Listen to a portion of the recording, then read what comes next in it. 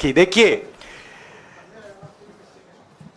ये चुनाव इंडिया गठबंधन और कांग्रेस पार्टी सिर्फ एक राजनीतिक दल के खिलाफ नहीं लड़ी थी। ये चुनाव हम बीजेपी, एक राजनीतिक दल, हिंदुस्तान के इंस्टीट्यूशंस, हिंदुस्तान का जो पूरा गवर्नेंस का स्ट्रक्चर है, इंटेलिजेंस एजेंसीज, सीबीआई, ईडी, ये सब, आधी जुडिशरी, इन सब के खिलाफ हम लड़े थे। क्योंकि इन सब संस्थाओं को, इन सब इंस्टीट्यूशंस को नरेंद्र मोदी जी ने और अमित शाह जी ने कैप्चर करा, धमकाया, डराया। प्रेस की तो मैं बात करता रहता हूं, आपको मतलब काफी बार कहा है कि आपका भी रोल रहना चाहिए, और उस रोल को काफी लोगों ने किया, काफी लोगों ने खुल के किया, काफी लोगों ने छुप के किया, और आपके इमोशंस कहां थे हमें मालूम है। लड़ाई संविधान को बचाने की थी, कॉन्स्टिट्यूशन को बचाने की थी। और मैं आपको सच बताऊं तो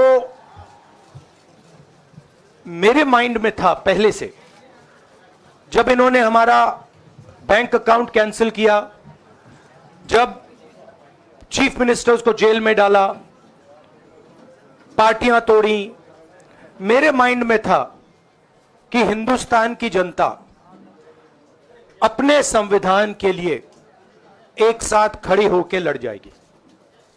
और यह सच साबित हुआ। मुझ में भरोसा था, और मैं हिंदुस्तान की जनता से, इंडिया गठबंधन के पार्टनर्स से, कांग्रेस पार्टी के हमारे सब नेताओं और बब्बर शेर कार्यकर्ताओं से दिल से धन्यवाद करना चाहता हूं। आपने संविधान को बचाने का पहला और सबसे बड़ा कदम ले लिया है। कांग्रेस पार्टी ने इस चुनाव में,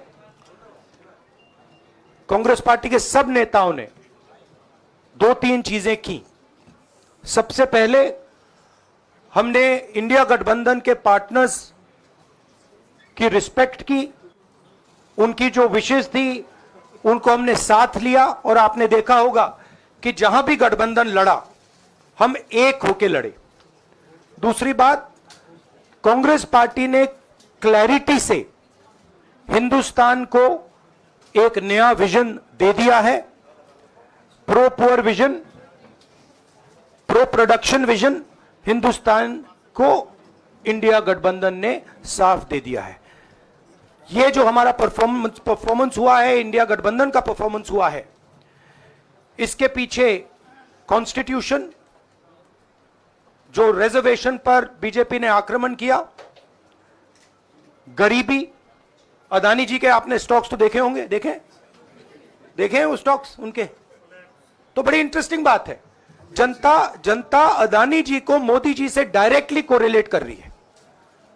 मोदी जी की हार होती है, स्टॉक मार्केट कहता है भैया मोदी जी गए तो अदानी जी गए। मतलब डायरेक्ट रिलेशनशिप है, करप्शन की रिलेशनशिप है। और देश ने नरेंद्र मोदी जी को साफ कह दिया है कि हम आपको नहीं चाहते हैं। And this is the main thing that this election has said. The country has unanimously and clearly stated, we do not want Mr. Narendra Modi and Mr. Amit Shah to be involved in the running of this country.